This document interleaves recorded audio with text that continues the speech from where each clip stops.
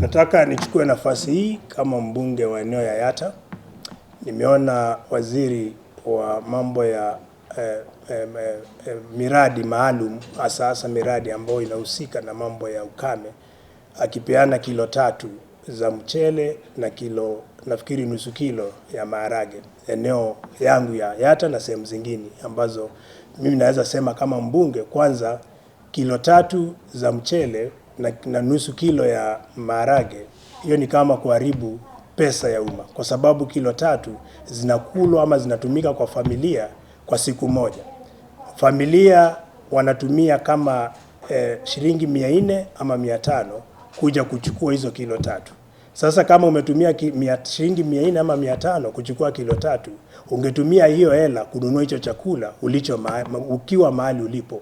Huyo ni uharibifu wa mali, na ni kuonyesha kwamba huyu waziri ni kama elewi kazi yake ni gani na namna ya kuendesha miradi kama hii. Na jambo la pili, mimi ningesema kama mbunge wa eneo ya Yatta, kile tunahitaji ni mabawa. Tunahitaji mabawa kama Yatta Dam, tunahitaji mabawa kama Dwake Dam ambazo ziko eneo ya Makueni, na mabawa kama haya yataweza kupeana maji ya kutosha ya kusigharamia ukulima bila kutegemea mvua, na kupitia hapo ndio watu wangu wataweza kujisimamia, waweze kujilisha bila kutegemea msaada. Jambo la tatu, kama ni kupeana miradi ama kuleta miradi ya kuokolea maisha ya watu, ile tunaita emergency relief program. Miradi kama hii inakuja wakati kuna ukame. Huwezi kuleta mradi wa kuokoa maisha ya watu wakati watu wako na chakula ama wako na mazao kwa shamba zao. Hiyo ni kama kudharau watu na kutumia mali ya umma kwa njia ambayo haistahili. Tunajua kwamba saizi kodi imeongezwa, serikali inahangaika kukusanya kodi, na wananchi wanahitaji miradi ambayo itawasimamia, iwape nguvu ya kuweza kujisimamia na kuendesha maisha yao bila kutegemea misaada kidogo kidogo. Kwa hivyo ningeomba serikali waweze kupanga, waje na mipangilio ya kupeana mafunzo upya kwa mawaziri kama haya, kwa sababu waziri kama huyu inaonyesha elewi kazi yake, anafaa kuifanya namna gani, na wanahitaji mafunzo maalum, ile inaitwa refresher courses, mtu aweze kuelewa namna ya kufanya kazi ambayo amepewa na serikali. Jambo la mwisho, ningependa kusema kwamba kama mbunge wa Yatta nimeona waziri kama huyu pia haelewi utaalamu ama mpangilio wa idara za serikali. Tuko na idara inaitwa executive ambao rais yuko pale, kuna judiciary ambao koti wako pale, na kuna legislature ambao wabunge wako pale. Sasa miradi yote ambayo inakuja eneo zetu ambazo sisi ni wawakilishi wa watu kwa mbunge ya kitaifa, tunahitaji kuhusishwa, na hiyo ni kazi yetu ya oversight. Sasa ule waziri anakuja analeta miradi bila kutuhusisha kama watu ambao wamechaguliwa na watu. Huyu ni kumaanisha waziri kama huyu haelewi utaratibu wa kufanya kazi wa serikali, kama nilivyosema, kwa sababu kama part of legislature, mbunge bila kuangalia alichaguliwa na chama gani, ana sababu na wakimu wa kufanya kazi, kutekeleza kazi ambao wamepewa na wananchi, tukitumia katiba kipengele cha 74 ambacho sisi wenyewe tulikula kiapo cha kuwakilisha watu wetu.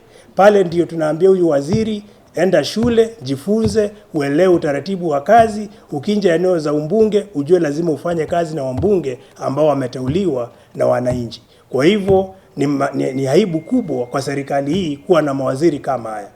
Niko nayo kwa sasa hivi, na ninaomba serikali ichukue hatua kwa watu kama haya. Kama wataweza kuchukua hatua, sisi kama wambunge tutaweka miswada hapa mbunge ya kuwaondoa wambunge, kwa kuwaondoa mawaziri ambao hawaelewi kazi yao, kazi ya kufanya kazi yao. Asante sana.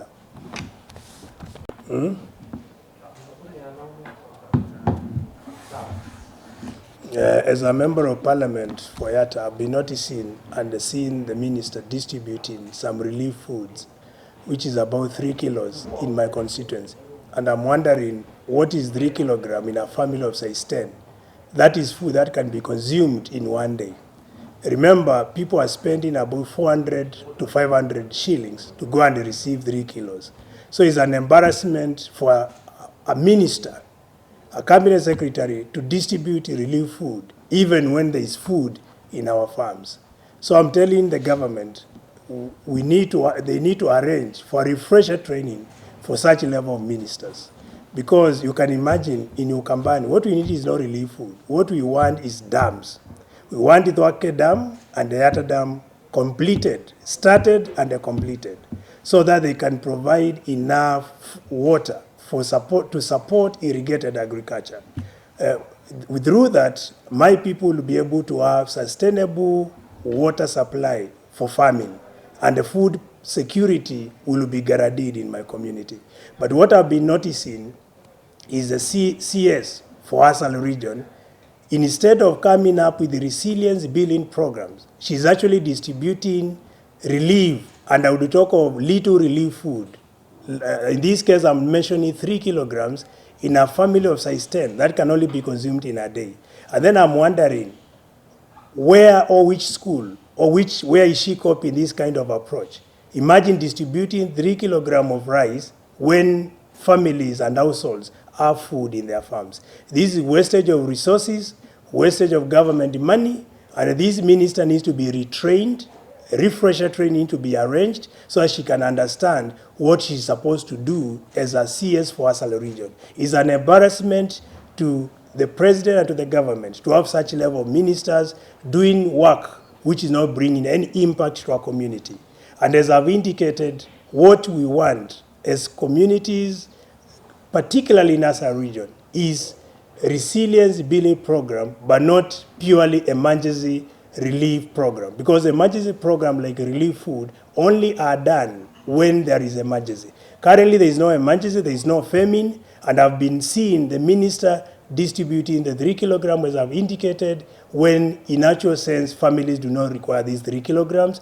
If for sure the minister was to give relief food, particularly during famine, they should have organized at least 3 bags of rice and 1 bag of beans to support a family for a period of time before what is in the farms can be out and can be consumed, to support them, particularly during dry periods. So, as I've said in summary, these level of ministers should be retrained and they need to be taught what they're supposed to do.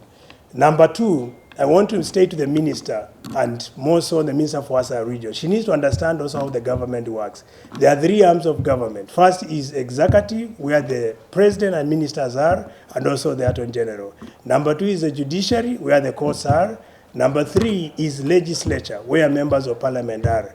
We have a duty of oversight under Article 74 of the Constitution, and it's shame when some of the programs coming from Asal regions, they are getting to our constituencies, and as members of parliament, we are not involved at all to provide oversight as mandated to us by the constitutions and by the people who elected us. So these kind of ministers needs to understand what they're supposed to do, and they need to appraise themselves with the structure of government. Otherwise, it's an embarrassment to the government to have this level of persons who tend to have a deficiency of skills to execute their duties as given to them by the president.